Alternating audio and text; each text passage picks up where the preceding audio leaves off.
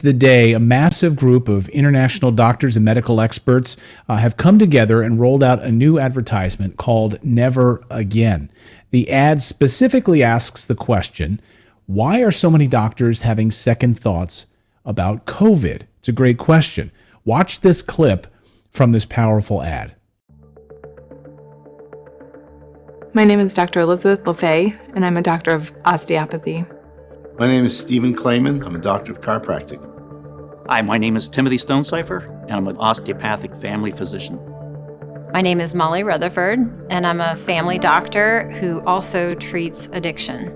My name is Michael Turner, and I'm a doctor of physical medicine and rehabilitation. My name is Amy Offit, and I'm a doctor of integrative medicine. It's time to talk about what has happened to us all. We are doctors, saying what tens of thousands of silenced medical professionals from all over the world have not been able to say.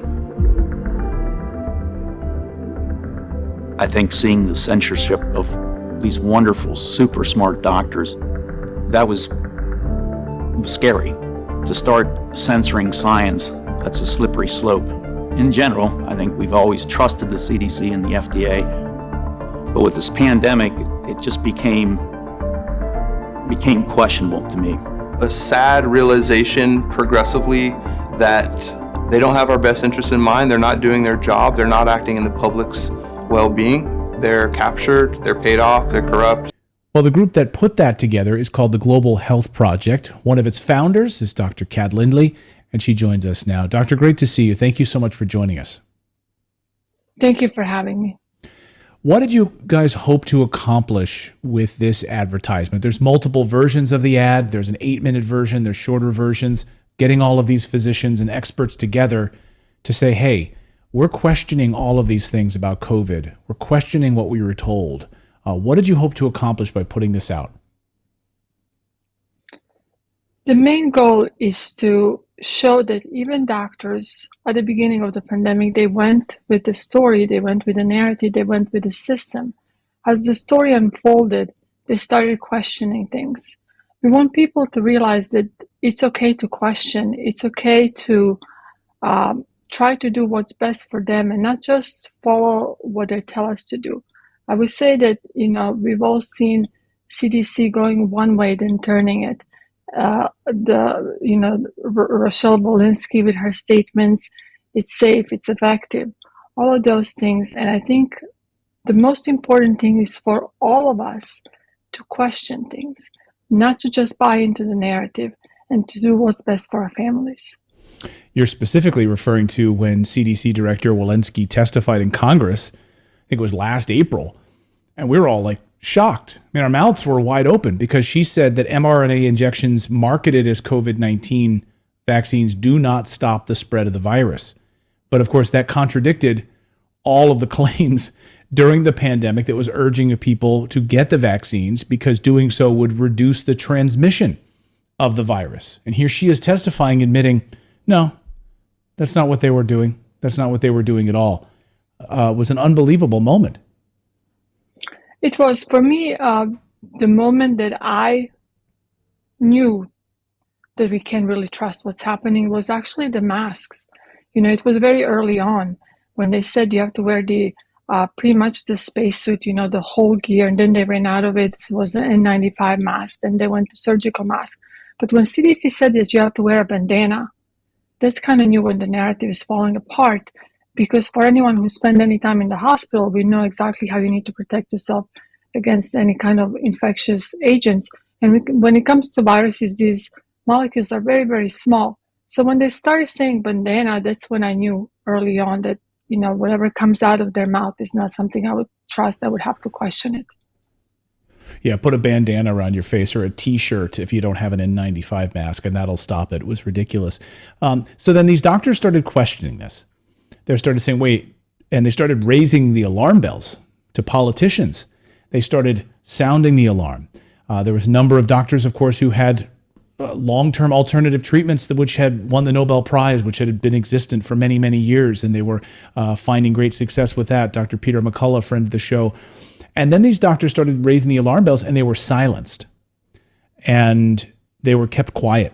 and many of them lost their jobs. They were ostracized. They were banned from social media. Is that part of this agenda to make sure that that never happens again? It is. We all know that COVID-19 was just a play, right? It was just a rehearsal.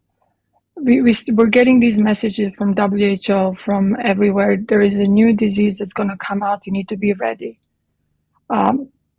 Silencing physicians, scientists, moms, dads, researchers who are questioning things is never good.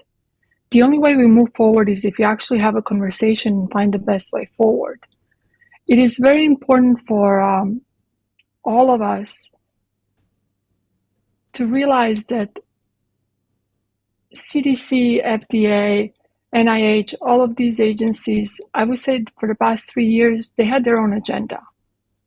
And now it's time to have this conversation and say, what do we do forward? What do we do when this happens again? Do we just blindly follow it? And do we go with it, or do we try to figure out what's best for all of us? Yeah, absolutely. Now, you mentioned the WHO, the World Health Organization. It's something we've been following very closely here on this show, the Pandemic Treaty. The largest funder of the WHO, of course, is the Bill and Melinda Gates Foundation. 88% of the funding for the WHO from the philanthropic side comes from the Bill and Melinda Gates Foundation. They've been telling us very publicly that the next pandemic is coming. And Bill Gates specifically has said that it will target children. It's almost as if they know something. You mentioned that this was a play, a rehearsal. COVID was just a play and a rehearsal. And now, as this pandemic treaty moves further and further along, and it appears the United States is going to turn over its sovereignty to the World Health Organization, what can these doctors do? What can the Global Health Alliance, the Global Health Project do to try to raise awareness about this and stop this? What are you guys doing right now? So the biggest problem with the IHR amendments and the pandemic treaty, or Accord, or Zero Draft, as they keep on changing the names, is that if another emergency happens, Director General will have the power to decide how countries respond to these emergencies. So if you look at the IHR amendments, that has to do specifically with vaccine passports, vaccine.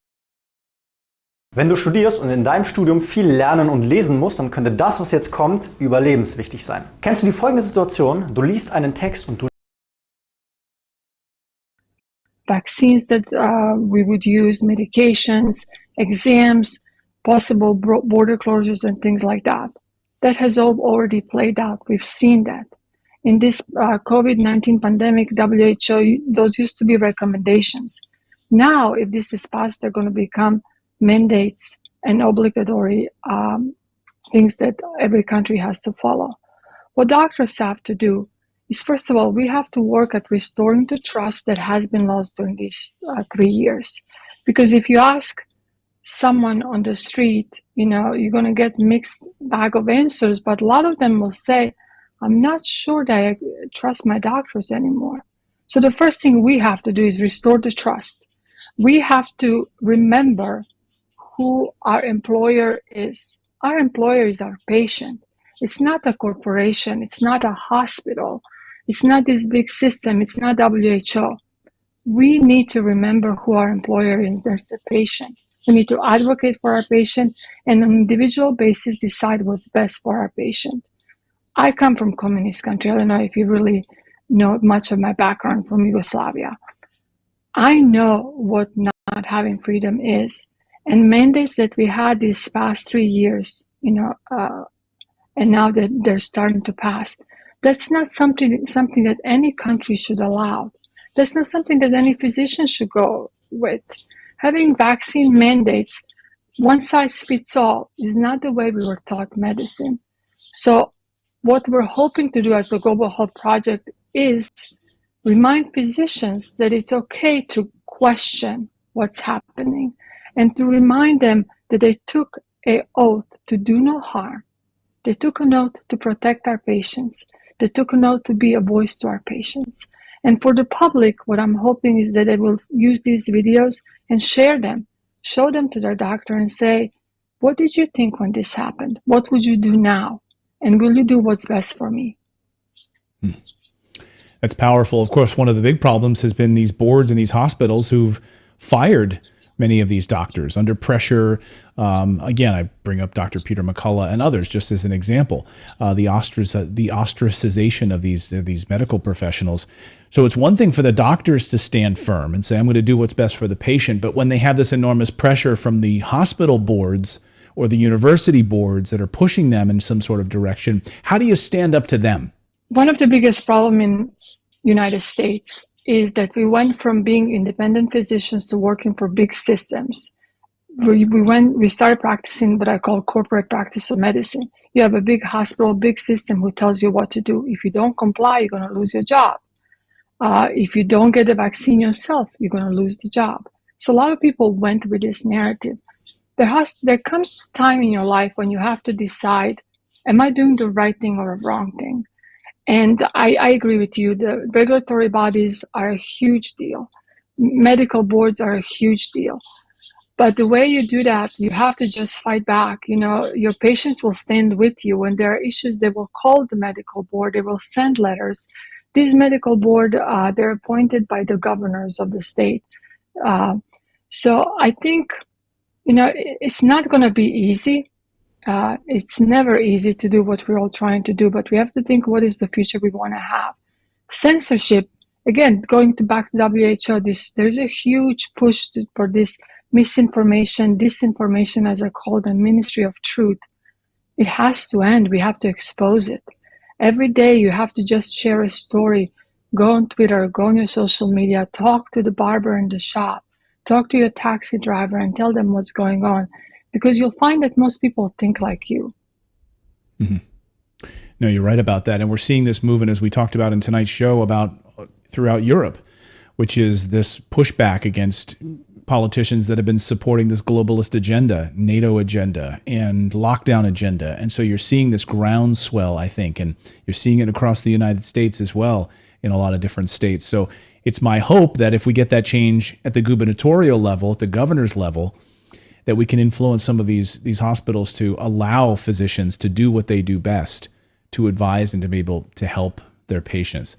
We wish you luck with this campaign, and I would encourage all of you watching right now, share this video. Share this video out on social media. Share our interview here with Dr. Kat Lindley and the clip that we showed you at the beginning. Share that as well, and then share the actual ads that the Global Health Project is putting out as well to try to really drive awareness about this and how these physicians were silenced and lost their jobs in many cases. Dr. Lindley, we appreciate you joining us. Good luck with this project, and thank you for sharing it with us. Thank you for having me.